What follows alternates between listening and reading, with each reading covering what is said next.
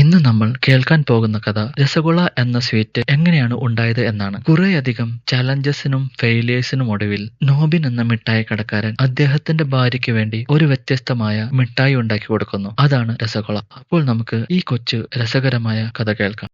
Cinema തുടങ്ങുന്നത് ഒരു ചെറിയ പയ്യനെ കാണിച്ചുകൊണ്ടാണ്. അവന്റെ പേരാണ് നോബിൻ. അവനാണ് ഈ കഥയിലെ നായകൻ. ആ പയ്യൻ ഒരു മിഠായി കടയിലേക്ക് ഒളിഞ്ഞു നോക്കുകയാണ്. ആ കടയിൽ വിവിധ തരം മധുര പലഹാരങ്ങൾ ഉണ്ടായിരുന്നു. അതിനിടയിലാണ് കുറെ നാടോടികൾ ഒരു പാട്ടും പാടിക്കൊണ്ട് ആ വഴി വരുന്നത് ആ പയ്യൻ കേൾക്കുന്നത്. നോബിൻ ഉടനെ തന്നെ അവരോടൊപ്പം ചേർന്ന് അവരുടെ കൂടെ പാടാൻ തുടങ്ങുന്നു. നാടോടികളുടെ പാട്ടും പരിപാടിയെല്ലാം കഴിഞ്ഞ് നാടോടികളുടെ നേതാവ് നോബിനോട് മറ്റുള്ള ആളുകൾ നൽകിയതുപോലെ എന്തെങ്കിലും കൊടുക്കാൻ ആവശ്യപ്പെടുന്നു. പക്ഷേ നോബിൻ ഒരു കുട്ടിയല്ലേ, അവന്റെ കയ്യിൽ ഒന്നും ഉണ്ടായിരുന്നില്ല കൊടുക്കാനായിട്ട്. അത് കാരണം ഉടനെ തന്നെ അവൻ ഒരു കുഴിയുണ്ടാക്കി അതിൽ നിന്ന് ചെളിയെടുത്ത് ഒരു പന്തുണ്ടാക്കി ആ നേതാവിന് നൽകുന്നു. ഇത് കണ്ട നേതാവ് സന്തോഷിച്ച് നീ ജനങ്ങളെ ഭക്ഷണം കഴിപ്പിക്കാൻ ജനിച്ചവനാണ് എന്ന് നോബിനെ അനുഗ്രഹിക്കുന്നു. പിന്നീട് കാണിക്കുന്നത് നോബിൻ കുറച്ച് വർഷങ്ങൾക്ക് ശേഷം വലിയ ഒരു യുവാവായി മാറിയിരിക്കുന്നു. അയാൾ തന്റെ അമ്മാവന്റെ വീട്ടിലെ ഒരു കുടുംബ ചടങ്ങിനായി ഭക്ഷണം തയ്യാറാക്കുകയാണ്. നോബിന്റെ അച്ഛൻ ചെറുപ്പത്തിൽ മരിച്ചതുകൊണ്ട് നോബിനും അമ്മയും അമ്മാവന്റെ കുടുംബത്തിനോടൊപ്പമാണ് താമസിക്കുന്നത്. ആ കുടുംബ ചടങ്ങിന് വേണ്ടി നോബിൻ ഒരു വ്യത്യസ്ത തരം വിഭവം തയ്യാറാക്കുന്നു. അത് കഴിച്ച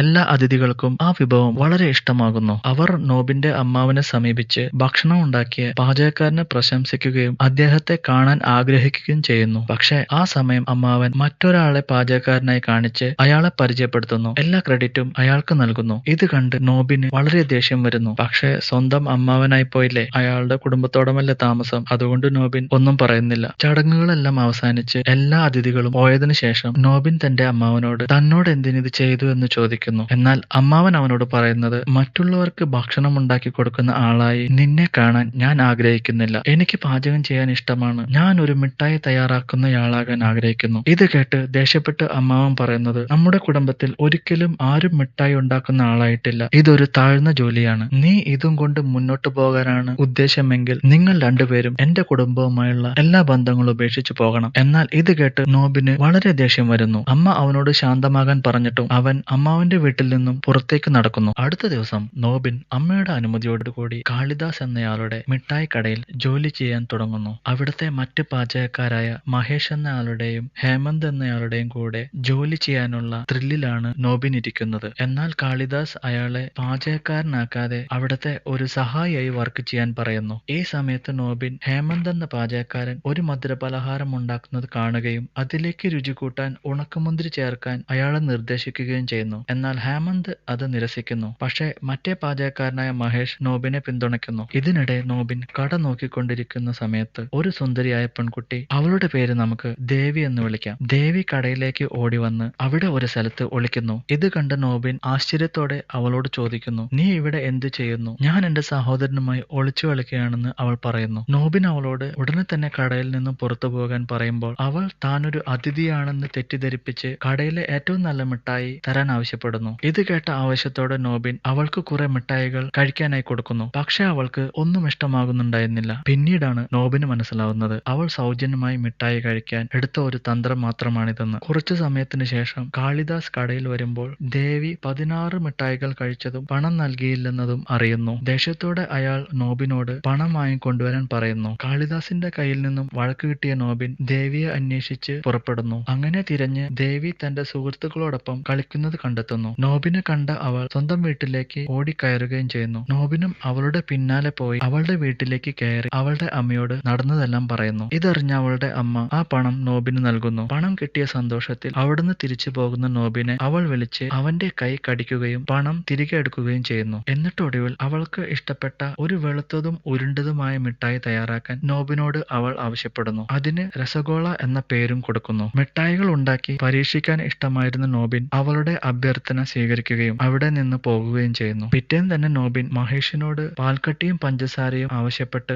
ദേവി പറഞ്ഞ പ്രകാരമുള്ള വിഭവം തയ്യാറാക്കാൻ ശ്രമിക്കുന്നു. പാൽക്കട്ടി കൊണ്ട് ഉരുണ്ട പന്തുകൾ ഉണ്ടാക്കാൻ ശ്രമിക്കുന്നു. പക്ഷേ അവയെല്ലാം വറുക്കുമ്പോൾ തകർന്ന് കഷ്ണങ്ങളായി പോകുന്നു. ആ വിഭവം ഉണ്ടാക്കുന്നതിനായി നോബിൻ ധാരാളം പാൽക്കട്ടിയും എണ്ണയും വെറുതെ വേസ്റ്റായി പോയത് കണ്ട കാളിദാസ് കടയിൽ വന്ന് ഇത്രയും വിലയുള്ള സാധനങ്ങൾ വെറുതെ കളഞ്ഞെന്ന് പറഞ്ഞ് നോബിനെ ചീത്ത പറയുന്നു. നോബിൻ അയാളോട് പുതിയ വിഭവം ഉണ്ടാക്കാൻ തയ്യാറാക്കാൻ ശ്രമിച്ചതാണെന്ന് പറഞ്ഞെങ്കിലും ഒന്നും കേൾക്കാതെ അയാൾ നോബിനെ അടിക്കുന്നു. അത് കഴിഞ്ഞ് നോബിൻ തന്റെ ജോലിയുടെ ഭാഗമായി ഒരു വലിയ ബംഗ്ലാവിൽ എത്തുന്നു. അവിടുത്തെ ഉടമസ്ഥൻ തന്റെ ബന്ധുക്കൾക്കായി ഒരു പ്രത്യേക വിഭവം തയ്യാറാക്കാൻ ആവശ്യപ്പെടുന്നു. ഇത് കേട്ട നോബിൻ അവർക്കായി മാമ്പഴത്തിന്റെ മാതൃകയിലുള്ള ഒരു മിഠായിയും അതിനുള്ളിൽ മാമ്പഴ ജ്യൂസുമുള്ള ഒരു വിഭവം തയ്യാറാക്കി നൽകുന്നു. അവർക്ക് ഇത് ഇഷ്ടമാവുകയും നോബിനെ പ്രശംസിക്കുകയും ചെയ്യുന്നു. എന്നാൽ കാളിദാസ് ആ മിഠായി കുറഞ്ഞ വിലയ്ക്ക് വിറ്റതറിഞ്ഞ് നോബിനെ വഴക്ക് പറയുകയും ജോലിയിൽ നിന്ന് പുറത്താക്കുകയും ചെയ്യുന്നു. അതുമാത്രമല്ല, നഷ്ടമായ പണം തിരികെ ആവശ്യപ്പെടുകയും ചെയ്യുന്നു. ഇതറിഞ്ഞ നോബിന്റെ അമ്മ കാളിദാസിനോട് ക്ഷമ ചോദിച്ച് പണം തിരികെ നൽകുന്നുണ്ട്. പക്ഷേ അമ്മാവൻ നോബിനെ 7 ദിവസത്തിനുള്ളിൽ വീട്ടിൽ നിന്ന് പുറത്തു പോകാൻ പറയുന്നു. നോബിൻ അമ്മാവനെ എതിർക്കാതെ അമ്മയോടൊപ്പം അവിടെ നിന്ന് പോകുന്നു. അങ്ങനെ നോബിനും അമ്മയും ഒരു ചെറിയ വീട്ടിൽ താമസമാക്കുന്നു. കാളിദാസിന്റെ കടയിൽ നിന്ന് പുറത്താക്കപ്പെട്ടതിന് ശേഷം ആ മാർക്കറ്റിൽ ആരും നോബിനെ ജോലിക്കെടുക്കാൻ തയ്യാറായിരുന്നില്ല. അത് കാരണം നോബിൻ വേസ്റ്റ് എടുക്കുന്ന ജോലി ചെയ്യാൻ തുടങ്ങുന്നു. നോബിന്റെ അമ്മ തന്റെ മകന്റെ കഷ്ടപ്പാട് കണ്ടതിന് ശേഷം എന്ത് വിലയായാലും നീ ഒരു മിഠായി തയ്യാറാക്കുന്നയാളായിരിക്കണം എന്ന് പറയുന്നു. അങ്ങനെ ഒരു ദിവസം മഹേഷ് ഒരു വ്യവസായിയായ ചന്തു എന്ന ആളെ നോബിന്റെ അടുത്തേക്ക് കൊണ്ടുവരുന്നു. നോബിന്റെ മിഠായി ഉണ്ടാക്കാനുള്ള കഴിവുകൾ കണ്ട് അയാൾക്ക് ഇഷ്ടമാവുകയും തന്റെ പാർട്ട്ണറായി ജോലി ചെയ്യാൻ ആവശ്യപ്പെടുകയും ചെയ്യുന്നു. നോബിൻ സന്തോഷത്തോടെ സമ്മതിക്കുകയും മഹേഷിനെ കൂടെ കൂട്ടുകയും ചെയ്യുന്നു. അങ്ങനെയിരിക്കെ ഒരു ദിവസം ഒരു കസ്റ്റമർ ഒരു പുതിയ ഓർഡർ കൊടുത്ത് ചന്തുവിന് പണം നൽകുന്നു. എന്നാൽ ചന്തു ആ പണമെടുത്ത് അവിടുന്ന് മുങ്ങുന്നു. പിന്നീട് കാണിക്കുന്നത്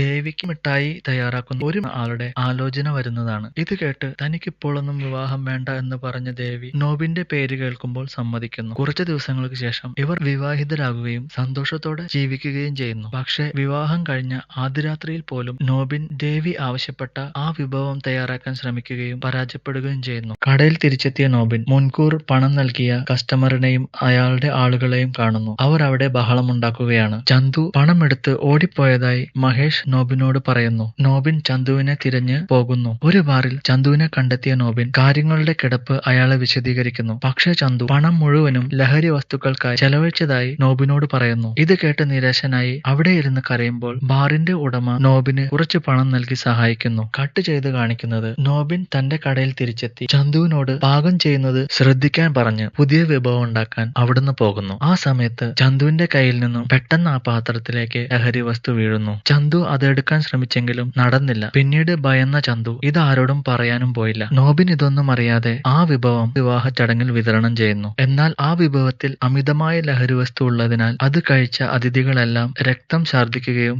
ഇതുമൂലം നോബിന്റെ കട അടച്ചുപൂട്ടുകയും ചെയ്യുന്നു. അങ്ങനെ നിരാശനായി വീട്ടിലിരിക്കുന്ന നോബിനോട് മഹേഷ് പുതിയ കട തുറക്കാൻ പറയുന്നു. ദേവി തന്റെ ആഭരണങ്ങൾ വിറ്റ് പണം നൽകുകയും നോബിനെ പുതിയ കട തുറക്കാൻ പ്രോത്സാഹിപ്പിക്കുകയും ചെയ്യുന്നു. അങ്ങനെ എല്ലാവരുടെയും പിന്തുണയോടെ നോബിൻ കാളിദാസിന്റെ കടയ്ക്കെതിരെ തന്റെ സ്വന്തം മിഠായി കട തുറക്കുന്നു. എന്നാൽ ഒരു വർഷം കഴിഞ്ഞിട്ടും രസഗുള തയ്യാറാക്കാൻ നോബിന് പറ്റുന്നുണ്ടായിരുന്നില്ല. നോബിൻ കടയുടെ കാര്യങ്ങൾ ശ്രദ്ധിക്കാതെ എപ്പോഴും രസഗുള തയ്യാറാക്കുന്ന കാര്യത്തിലാണ് മുഴുവൻ നേരവും ശ്രദ്ധ ചെലുത്തുന്നത്. ദേവി അയാളെ അലസൻ എന്ന് വിളിച്ച് ശകാരിക്കുന്നു. ഇത് കേട്ട് ദേഷ്യത്തോടെ നോബിൻ വീട് വിട്ട് തീർത്ഥാടക സംഘത്തോടൊപ്പം ഒരു വിദേശിയുടെ മാളികയിൽ പാടാൻ പോകുന്നു. വിദേശിയായ പൗലോ എന്നയാൾക്ക് നോബിന്റെ പാട്ടും നോബിനെയും ഇഷ്ടമാകുന്നു. അങ്ങനെ അയാൾ തയ്യാറാക്കിയ മൃദുവായ കേക്ക് നൽകുന്നു. പിന്നീട് നോബിന് വിദേശി അയാളുടെ കിച്ചണിൽ മൃദുവായ കേക്ക് ഉണ്ടാക്കുന്ന വിധം പറഞ്ഞു കൊടുക്കുന്നു. ഇത് കണ്ട നോബിന് പെട്ടെന്ന് ബൾബ് കത്തുകയും തന്റെ രസഗുള ഇതുപോലെ ഉണ്ടാക്കാൻ അയാൾ തീരുമാനിക്കുന്നു. അന്ന് തന്നെ വീട്ടിലേക്ക് തിരിച്ചു പോയ നോബിൻ അമ്മയോടും ദേവിയോടും ഓടിപ്പോയതിന് ക്ഷമ ചോദിക്കുന്നു. അങ്ങനെ നോബിനും മഹേഷും വിദേശിയുടെ കേക്ക് ഉണ്ടാക്കിയ അതേ രീതിയിൽ പാൽക്കട്ടി തയ്യാറാക്കിയ ശേഷം വിജയകരമായി രസഗുള തയ്യാറാക്കുന്നു. ഇതെല്ലാവരെയും അത്ഭുതപ്പെടുത്തുന്നു. ദേവിക്ക് ഈ വിഭവം കൊടുക്കാനായി അവർ ആദ്യം കണ്ടുമുട്ടിയ സ്ഥലത്തേക്ക് കൊണ്ടുപോകുന്നു. ദേവി അത് രുചിച്ചു നോക്കിയതോടെ ഒന്ന് പുഞ്ചിരിക്കുന്നു. എന്നിട്ട് അവൾ അന്ന് പറഞ്ഞ പോലെയുള്ള രുചിയാണ് ഇതിനെന്ന് പറയുന്നു. നോബിന്റെ കുടുംബാംഗങ്ങൾക്കും രസഗുള ഇഷ്ടപ്പെടുന്നു. അടുത്ത ദിവസം നോബിൻ രസഗുള വിൽപ്പനയ്ക്ക് വെക്കുകയും ചെയ്യുന്നു. എന്നാൽ തന്റെ കടയിൽ രസഗുള കഴിക്കാൻ ആരും വന്നിരുന്നില്ല. അങ്ങനെ നിരാശനായിരിക്കുന്ന നോബിന്റെ അടുത്തേക്ക് ഒരു അച്ഛനും മകനും വന്ന് വെള്ളം ചോദിക്കുന്നു. ആ സമയത്ത് നോബിന് ഒരു ചെറിയ ബുദ്ധി തോന്നുകയും വെള്ളത്തിന് പകരം രസഗുള നൽകി കഴിക്കാൻ ആവശ്യപ്പെടുന്നു. ഭാഗ്യവശാൽ ആ കുട്ടിക്ക് രസഗുള ഇഷ്ടമാവുകയും ആ കുട്ടിയുടെ അച്ഛൻ കടയിലെ എല്ലാ രസഗുളയും വാങ്ങുകയും ചെയ്യുന്നു. ഇതിനുശേഷം നോബിന്റെ കടയിൽ കസ്റ്റമേഴ്സിന്റെ വൻ തിരക്ക് അനുഭവപ്പെടുകയും അങ്ങനെ ആളുകളുടെ ഇടയിൽ നോബിന്റെ രസഗുളയ്ക്ക് വൻ ഡിമാൻഡ് ആവുകയും ചെയ്യുന്നു. നോബിൻ തന്റെ ബുദ്ധിമുട്ടുള്ള ദിവസങ്ങളിൽ തന്നെ സഹായിച്ച എല്ലാവരെയും സന്ദർശിച്ച് രസഗുള കഴിക്കാൻ കൊടുക്കുന്നു. മാത്രമല്ല മറ്റു മിഠായി തയ്യാറാക്കുന്നവരെയും ഈ വിഭവത്തിന്റെ റെസിപ്പി പറഞ്ഞു കൊടുക്കുന്നു. അവിടുന്ന് കട്ട് ചെയ്ത് കാളിദാസ് ബാനിക് എന്ന ഒരാളെ വിളിച്ച് രസഗുള തന്റെ പേരിൽ പേറ്റന്റ് ചെയ്യാൻ ആവശ്യപ്പെടുന്നു. പക്ഷേ രസഗുള തയ്യാറാക്കിയ പാചകക്കാരൻ ഇത് നോബിന്റെ റെസിപ്പിയാണെന്ന് പറയുകയും ഇതറിഞ്ഞ ബാനിക് അവിടെ നിന്ന് പോകുകയും ചെയ്യുന്നു. അത് കഴിഞ്ഞ് ബാനിക് ദേവിയെ കാണുകയും പാറ്റന്റിനെ കുറിച്ച് സംസാരിക്കുകയും ചെയ്യുന്നു. എന്നാൽ നോബിന് പാറ്റന്റിലൊന്നും വിശ്വാസം ഉണ്ടായിരുന്നില്ല. അയാൾ ദേവിയെ ദേവിയോട് ദേഷ്യപ്പെടുന്നു. ഇതിൽ പിണങ്ങി ദേവി അവളുടെ മാതാപിതാക്കളുടെ വീട്ടിലേക്ക് പോവുകയും ചെയ്യുന്നു. അത് കഴിഞ്ഞ് ഒരു ദിവസം കാളിദാസിന്റെ ജോലിക്കാരൻ നോബിന്റെ കടയിൽ വന്ന് രസഗുള ചോദിക്കുന്നു. അത് കാളിദാസിന് രുചിച്ചു നോക്കാനാണെന്ന് അറിഞ്ഞ നോബിൻ രസഗുളയുമായി കാളിദാസിന്റെ കടയിലെത്തുന്നു. നോബിനെ കണ്ടതുകൊണ്ട് കുറച്ച് ഇഷ്ടക്കേട് കാണിച്ചെങ്കിലും നോബിന്റെ ആവശ്യപ്രകാരം ആ രസഗുള ഒന്ന് രുചിച്ചു നോക്കാൻ കാളിദാസ് തയ്യാറായി.